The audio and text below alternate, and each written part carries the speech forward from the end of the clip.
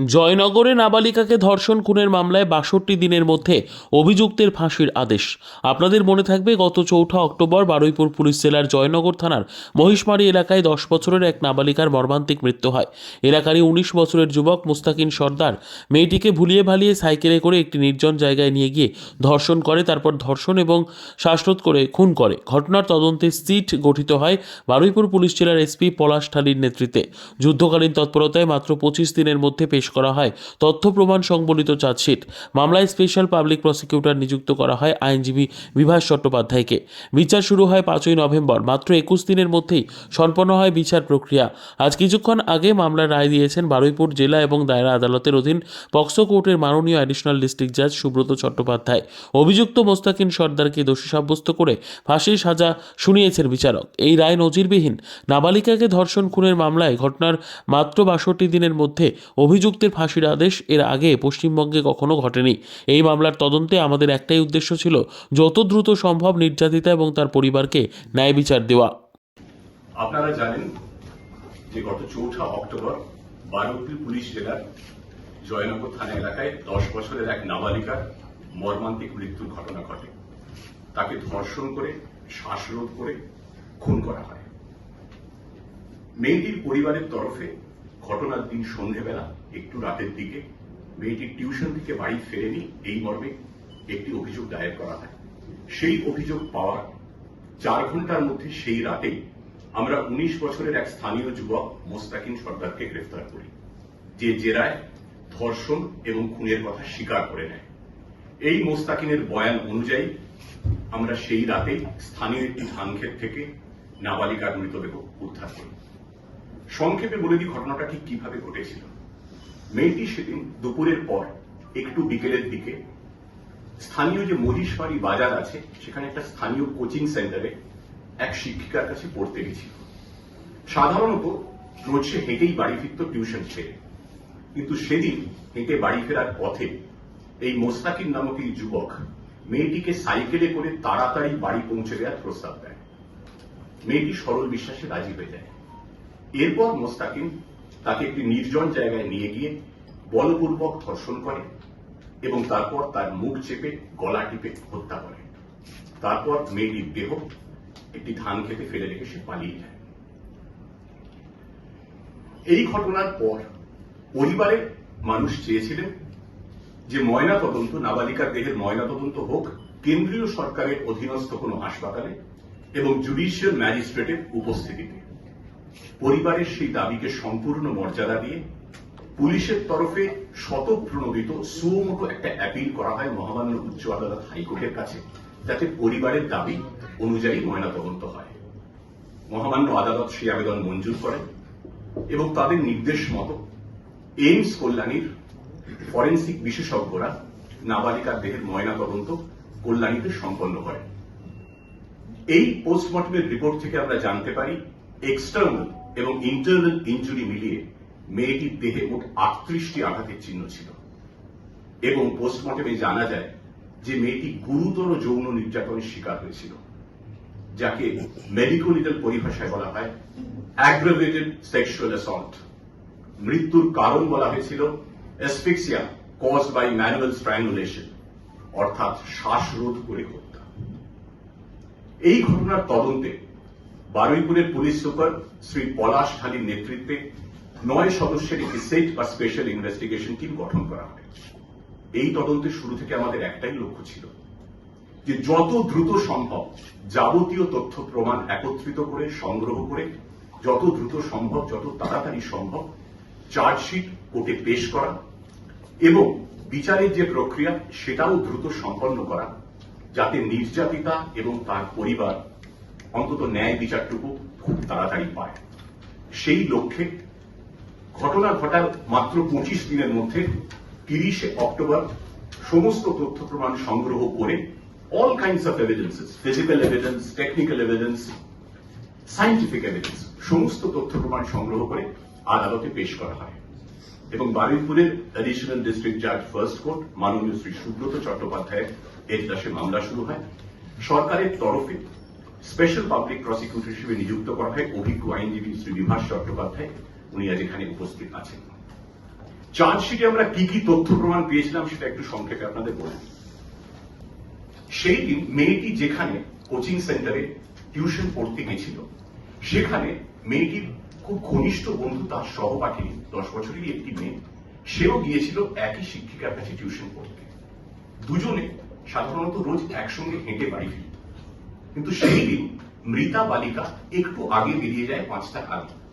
তার একটু পরে বেরোয় এই মেয়েটির সহপাঠিনী, যার কথা বলছি। মৃতা তার বাবার দোকান কাছেই এসে, একটা ছোট চালের দোকান, সেখানে ঘুরে সে হেঁটে যখন রওনা দেয়, তার কিছুক্ষণ পরে এই সহপাঠিনী বেরোয় এবং সে হেঁটে ফেরার পথে দেখতে পায় একটা নীল রঙের সাইকেলে করে এক যুবক যাচ্ছে এবং সাইকেলের পিছনে তার বন্ধু বসে আছে। তদন্তে আমরা এমন আরো 3 জন অত্যন্ত গুরুত্বপূর্ণ প্রত্যক্ষদর্শীর সন্ধান পেয়েছিলাম, যারা সেদিন ঘটনার দিন সংশ্লিষ্ট সময় বিকেল 5টা থেকে 7টার মধ্যে এই মোস্তাকিম সর্দারকে মেয়েটিকে সাইকেলের পিছনে বসিয়ে নিয়ে যেতে দেখেছিলেন। এটা জানার পর এলাকায় যেখানে যত সিসিটিভি ফুটেজ ছিল তা আমরা প্রত্যেকটি খতিয়ে দেখি, খুঁটিয়ে খুঁটিয়ে আমরা খুব 3টে অত্যন্ত গুরুত্বপূর্ণ সিসিটিভি ফুটেজ পাই। এক, মহিষমারি হাটের কাছে একটি দোকানের কাছে সাইকেল সহ মোস্তাকিম সর্দার হাঁটছে। একটিতে সে সাইকেলে চড়ছে এবং আরেকটিতে সে সাইকেলে করে মেয়েটির পিছু নিচ্ছে। এই প্রত্যেকটি ফুটেজের আমরা ফরেনসিক পরীক্ষা করি এবং ফুটেজগুলির সত্যতা, অথেন্টিসিটি, সেটা ফরেনসিক পরীক্ষায় প্রমাণিত হয়েছে। এরপর মোস্তাকিম সর্দারের ফোনের টাওয়ার লোকেশনের উপর নির্ভর করে, তার উপর ভিত্তি করে গুগল ম্যাপের সাহায্যে ঘটনার দিন বিকেল 5টা থেকে 7টা, 7:30টা, 8টার মধ্যে তার গতিবিধি কি ছিল তার একটা আমরা ডিজিটাল প্লটিং করি। সেই ডিজিটাল প্লটিং এ তর্কাতীতভাবে প্রমাণিত হয়েছে যেখান থেকে নাবালিকার দেহ উদ্ধার হয়েছিল সেই সময় সেখানে মোস্তাকিম সর্দারের উপস্থিতি ছিল। চার্জশিটে পেশ করার সময় আমরা একাধিক বৈজ্ঞানিক পরীক্ষার সাহায্য নিয়েছি। এক এক করে বলছি। যেখান থেকে নাবালিকার দেহ উদ্ধার হয়েছিল তার পাশে তার স্কুল ব্যাগ পড়েছিল, যে স্কুল ব্যাগ নিয়ে সে টিউশন পড়তে গিয়েছিল এবং আর বাড়ি ফেরেনি। সেই স্কুল ব্যাগে কিছু কাদা এবং চোর কাঁটা লেগেছিল। আমরা ওই ধান ক্ষেতের অন্যত্র কাদা এবং চোর কাঁটার নমুনা, যাকে আইনি পরিভাষায়, ফরেনসিক পরিভাষায় কন্ট্রোল আর্থ বলে, কাদা এবং চোর কাঁটা সংগ্রহ করেছিলাম এবং ব্যাগে লেগে থাকা কাদা এবং চোর কাঁটা এবং ওই একই জায়গার অন্যত্র থেকে সংগ্রহ করার নমুনা, এ দুটো আমরা ফরেনসিক পরীক্ষায় পাঠিয়েছিলাম। প্রমাণিত হয়েছিল দুটো নমুনাই এক, 2 কাদা এবং চোর কাঁটা একই জায়গা থেকে সংগৃহীত, ব্যাগেরটা এবং অভিজ্ঞতা আমি বলতে পারি, কারণ একটা গোটা টিমের মতো আমরা সবাই কাজ করেছি। এভিডেন্স, র মেটেরিয়াল ইনভেস্টিগেটিং এজেন্সি কালেক্ট করে, সেটাকে কোর্টে প্রেজেন্ট করার দায়িত্ব আমাদের, মানে প্রসিকিউটরদের। অনেক বাধা তো ডেফিনেটলি সব ক্ষেত্রেই থাকে, একটা কোর্টে আরো অনেক মামলা থাকে, শুধু আমাদের মামলায় না, প্রত্যেকেরই প্রবলেম আছে। তার মধ্যে দিয়ে কোর্ট সুব্রত বাবুর এজলাসে অন্যান্য ম্যাটার হবার পর রাত্রি 9টা, 9:30, 10টা পর্যন্ত এই মামলা চলেছে। এই পার্সপেক্টিভে এটা একটা নজিরবিহীন ঘটনা অবশ্যই আর একটা হলো।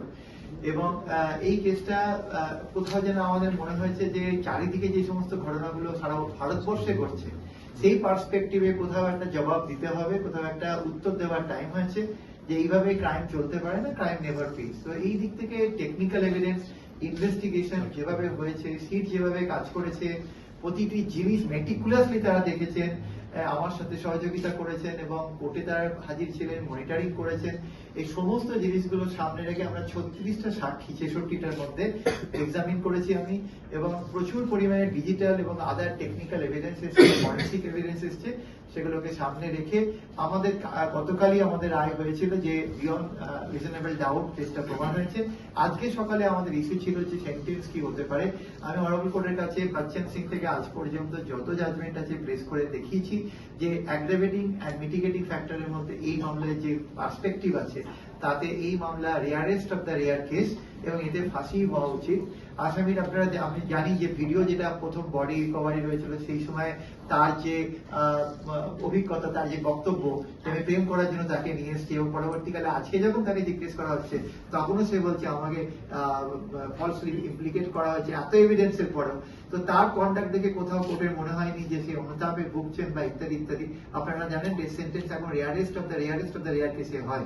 ভারতবর্ষের রিসেন্ট যা জাজমেন্ট গুলো আমাদের সামনে আছে so it was a tough fight, সবাই মিলে অ্যাজ এ টিম ওয়ার্ক। আমি অবশ্যই সুখদীপ সাহেবকে ধন্যবাদ দেবো, উনি স্পিয়ার হেড করেছেন এন্টায়ার টিমটাকে, এবং প্রতিটি অফিসার আমাদের এসপি সাহেব থেকে আরম্ভ করে ডাউন দ্য লেভেল আইও পর্যন্ত প্রতিটি অফিসার দেখিয়ে দিয়েছেন যে ইনভেস্টিগেশন কিভাবে করতে হয়, এবং 4 তারিখের ঘটনা 30 তারিখের মধ্যে চার্জশিট জমা করেছিল, এবং তারপর খুব স্পিডি এই ট্রায়ালটা এগিয়ে গেছে। উইটনেসরা প্রত্যেকদিন হাজির ছিলেন, একদিন 5 জন 6 জন করে উইটনেস হয়েছে। আমার মনে হচ্ছে এটা আমার জীবনেও একটা বৃহত্তম অভিজ্ঞতা।